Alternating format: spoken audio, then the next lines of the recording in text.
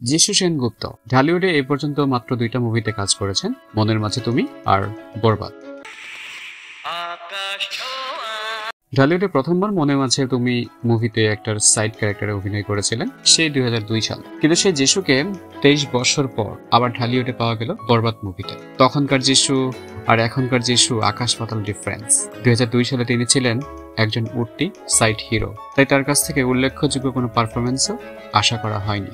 আর সেই তিনি 2025 সালে এসে নিজেকে প্রতিষ্ঠিত করেছেন একজন ভার্সেটাইল অ্যাক্টর হিসেবে, যার ব্যাপ্তি তেলেগু ইভেন বলিউড সহ ইন্ডিয়ার অনেক ইন্ডাস্ট্রিতে ছড়িয়ে পড়েছে। তাই তো তাকে তার নিজস্ব ইন্ডাস্ট্রিতেই পাওয়ার দুর্লভ।